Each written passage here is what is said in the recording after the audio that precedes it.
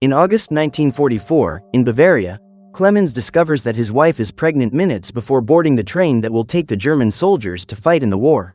When he hears the news, he is overjoyed and hugs Catherine. Clemens then says goodbye to his daughter, with whom he has a strong bond, and promises that he will send her letters all the time he is away. After saying goodbye to his family, the man gets on the train and says he'll be home by Christmas. However, months later, Clemens is sentenced to 25 years hard labor for the crime of invading the Soviet Union and is sent to prison along with hundreds of other prisoners of war living in a deplorable state. As well as being mistreated by the guards, the prisoners have to live with the constant feeling of hunger and cold, and many of them end up losing their lives every day. After several weeks of trekking through the snow, the prisoners arrive somewhere in Siberia and Clemens begins to lose any hope of finding his family again. Days later, the survivors finally arrive at the Cape Dezhnev prison camp and stand in rows to be examined by the doctors.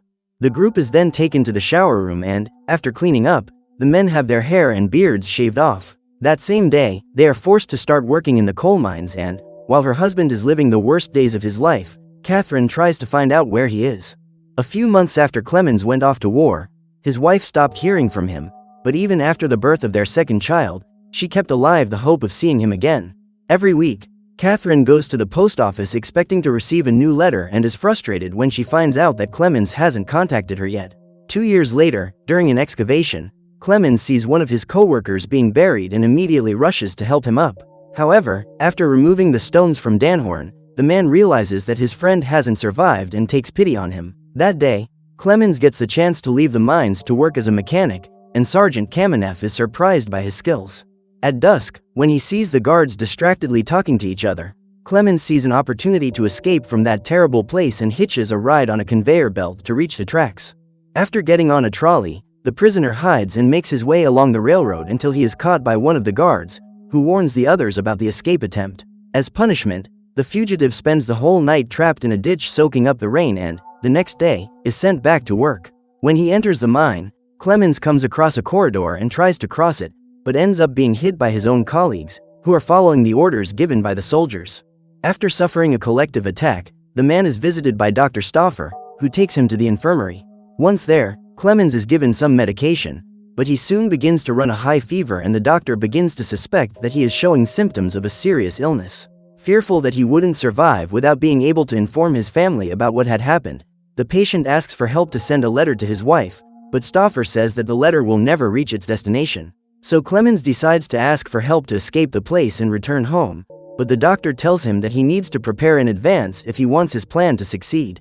As well as sturdy footwear and a compass, the prisoner will also need a suitable shelter to hide in at night and food to provide energy for the journey.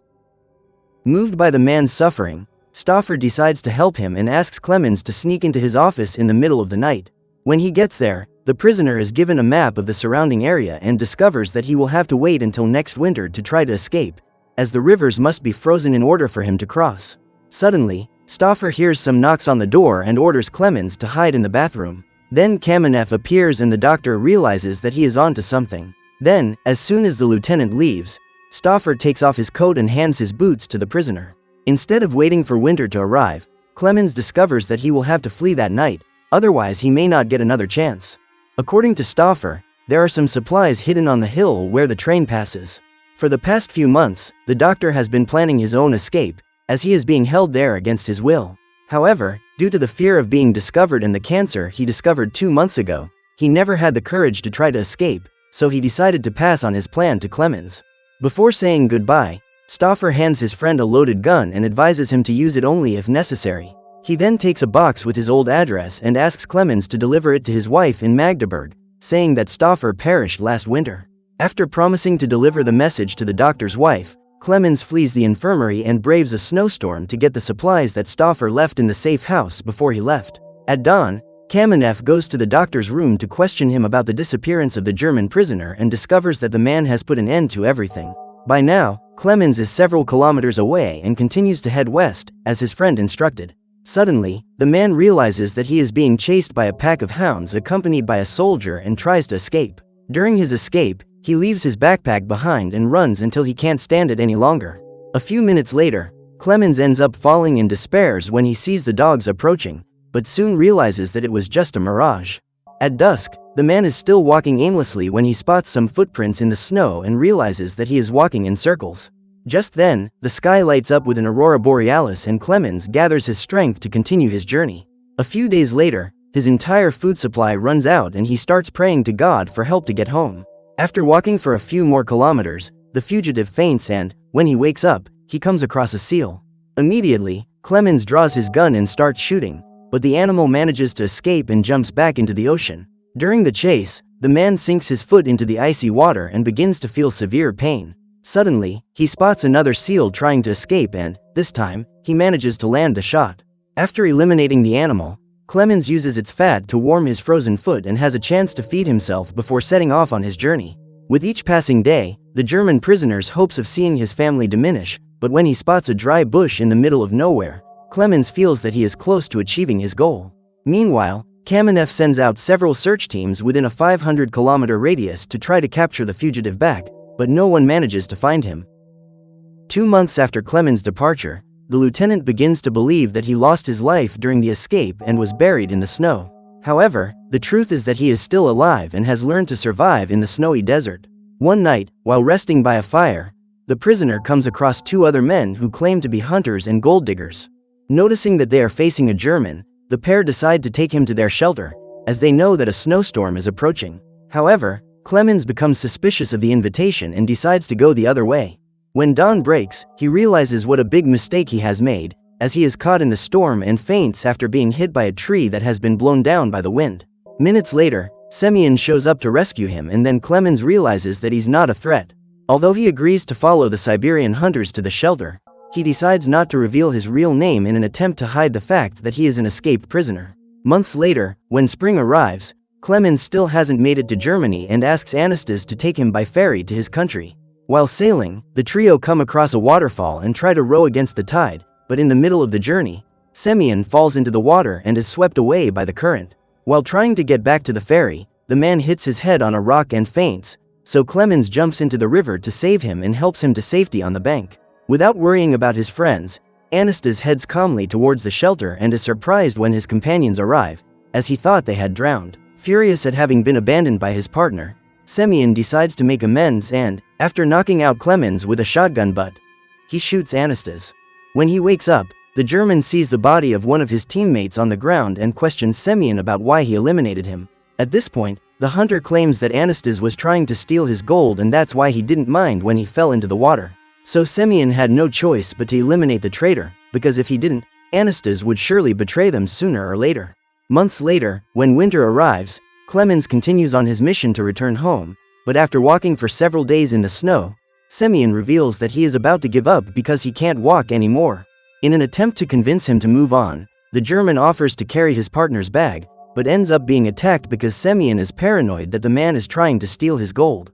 After rolling down the snowy mountain, Clemens collapses and is surrounded by a pack of ferocious wolves. When he sees the predators approaching, he climbs a tree to try and protect himself, but the wolves manage to catch up with him and knock him down. Just as he is about to be devoured by these animals, Clemens hears some shots and soon discovers that he has been saved by 2 men. Kolka and Alyoshka then take the man to their tribe's camp and ask the healers to help him bring him back. That night, Clemens is subjected to a healing ritual and the next morning he wakes up confused, not knowing where he has been taken. Just then, Kolka approaches and introduces his family to the prisoner of war. Thanks to Irina's care, Clemens manages to heal quickly and the woman ends up falling in love with him. Even after so long since the prisoner's escape, Kamenev continues his relentless search for him and one day he receives some good news. One of his men has just captured Semyon, a hunter who was seen crossing the country in the company of Clemens. However, when the lieutenant enters the cell to interrogate him, he discovers that Semyon is no longer alive, having chosen to end it all rather than betray one of his comrades. So Kamenev decides to spread an alert in the towns around the place where Semyon was found and publicizes Clemens' name to all the inhabitants of Yakutsk. According to the lieutenant, this man is a dangerous German spy and anyone who hears from him should report it to the authorities immediately. In the evening, when he returns to the camp, Kolka celebrates the birth of his youngest child and, as soon as he has the opportunity to speak to Clemens alone, the man reveals that he is being sought. At that moment, the fugitive realizes that he must leave, otherwise he will soon be found and taken back to prison, where he will spend the rest of his days. After saying goodbye to his friend, Kolka gives him one of his dogs to keep him company during the trip and says that if Clemens treats him well, the animal will follow him. Even though she is sad to lose the man she loves, Irina decides to support him in his decision and takes him to the neighboring village on a sleigh dragged by reindeer. After saying goodbye to her, Clemens sets off in Argush's company and, at dusk, they face their first storm together. Luckily, the pair find a place to shelter and wait for the rains to pass before continuing on their way. In the summer of 1951, the man is walking his dog through the forest when, suddenly, Argush runs ahead and starts barking. Worried about the dog, Clemens rushes to catch up with him and sees the animal about to attack an armed man. Luckily, just before Argush is shot, his owner appears and manages to calm him down. However, when Clemens turns to leave, Bauknecht points his gun at him and decides to take him to visit the inspector. When asked about his identity, Clemens introduces himself under a false name and claims to be on his way to Chita, a city in the far east of Russia. After hearing the whole story, the inspector ends up believing the fugitive's words and decides to feed him so that he can continue his journey. During the meal, Clemens is approached again by Bauknecht and the man reveals that he is in luck, as there is a freight train going to Chita that afternoon. Relieved to know that those guys fell for his lie, Clemens and his dog get on the train and manage to save several weeks of travel, as they would have had to walk 800 kilometers if they hadn't gotten that ride. However, when he gets there, Clemens discovers that there is a battalion of 15 soldiers awaiting his arrival and, after picking up his dog, he tries to get to the forest. Just as he is about to cross the tracks, the fugitive comes across Kamenev and realizes that he is surrounded. Noticing that his companion is in danger, Argush immediately attacks the man and bites his ear so that Clemens can escape. Although he doesn't want to abandon his dog, the German knows that if he doesn't run he'll be taken back to prison, so he decides to run away. Just then, he hears a shot and realizes that his dog has been eliminated by Kamenev. Seeing the soldiers approaching, Clemens climbs onto a bridge and manages to dodge the shots while running towards the tracks.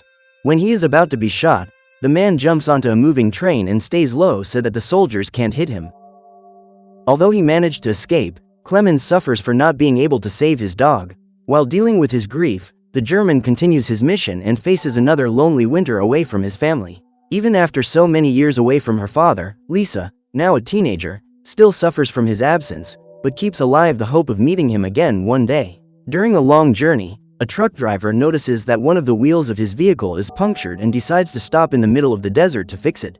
At that moment, he climbs into the trunk of the truck and soon realizes that there is a man hiding among his goods. Startled, the driver tries to hit him with his tool, but Clemens manages to act faster and attacks his opponent with a can of beans. In August 1952, Clemens arrives in Central Asia and walks hungry through a local supermarket. When he realizes that the man has no money to buy food, a saleswoman asks her son to give him a piece of bread and, observing from afar, Igor realizes that the man is an outsider. When he takes a break to eat, Clemens comes across a church and decides to go inside to say a prayer. While praying for forgiveness for his sins, he is surprised by the arrival of Igor, who is curious to know what a German is doing in Asia. He kindly invites Clemens to spend the night at his house, and despite his mistrust, the fugitive decides to follow him. On the way there, Clemens' appearance attracts the attention of an elderly man, who decides to go to the police station to report what he has seen. When he arrives at his host's house, the German sees numerous photos hanging on the wall and discovers that he is a Jew who came from Poland. After showering, Clemens shaves and cuts his hair so that he looks more ordinary and doesn't cause a fuss wherever he goes. When informed of the fugitive's location, Kamenev doesn't think twice about going after him and is willing to cross the continent to capture him if necessary. Over the next few days, Igor decides to continue hosting Clemens in his house until he can find a passport to return to his country. However, when he gets home from work, the man discovers that his guest has gone and decides to go to the church to look for him. When he gets there, he finds Clemens and realizes that he has run away for fear of being stabbed in the back. To the German's surprise, Igor reveals that he never intended to betray him and gives him a false passport so that he can travel back home. After thanking his Jewish friend for his help, Clemens says goodbye and walks to the meeting point to get into the truck. That evening, on his way home, Igor receives a visit from Kamenev and is questioned about Clemens' whereabouts. At this point, the Pole suffers a heart attack, and before taking his last breath, he says that he helped the prisoner escape, just as he would have done with anyone who needed his help. When they reach a certain point on the road, Clemens' vehicle is stopped and he discovers that there has been a landslide there. Because of this, the driver will be forced to take a detour, so the German decides to get off the truck and continue on foot. After a long walk, he arrives at the nearest border and convinces the official to let him cross. As his passport expires in a few days, Clemens is relieved by this news, otherwise he wouldn't be able to cross Iran in time. Just as he is about to reach the other side of the bridge, the German comes across his greatest enemy and starts looking around for an escape route. At that moment, he realizes that he is trapped, but to his surprise, instead of trying to arrest him, Kamenev opens the way so that the prisoner can finish the crossing. Since Clemens is no longer on land belonging to the Soviet Union, he cannot be taken as a prisoner of war, so he can go on his way freely. In December 1952, the German was taken to the Tehran Federal Prison and eliminated inside, as the authorities believed him to be a Russian spy. During the trial, Clemens says that he escaped from the east coast of Siberia and took 3 years to reach Iran. However, his false passport disputes this claim. Luckily, the German meets a judge who is willing to help identify him, and he calls Mr. Bodrexel to recognize his nephew. According to Bodrexel, the last time he saw Clemens was in 1937, before he was appointed Minister of Economy in Ankara. However, when he sees him again 15 years later, Bodrexel doesn't recognize him immediately and asks a few questions to verify his identity. After looking through some old photos in his family album, Clemens recovers some memories that have been lost in recent years and points to a photo he gave his mother as a birthday present. According to Clemens, there is a note written on the back of that photograph, and when he reads it, Bodrexel has confirmation that he is standing in front of his nephew. At this point, they hug and Clemens is taken back home, where he has the chance to meet his family again. Looking out of the window, the man sees his wife next to Lisa and is amazed at how much their daughter has grown. He also notices a boy playing on the ground and soon realizes that this is the son he never met. Without the courage to come forward, Clemens decides to watch from afar as his wife and children go to church, and during Mass, he decides to show up. The first person to see him is Lisa, who immediately recognizes her father and runs to hug him. Then the man is seen by his wife and Catherine can hardly believe that her husband is back. Moved, the woman walks towards him and hugs him. Then Clemens sighs with relief knowing that all the sacrifice he has made over the last few years has finally been rewarded. So what did you think of this movie? Leave it in the comments below. And if you liked the video, like and subscribe for more movie recaps. See you next time.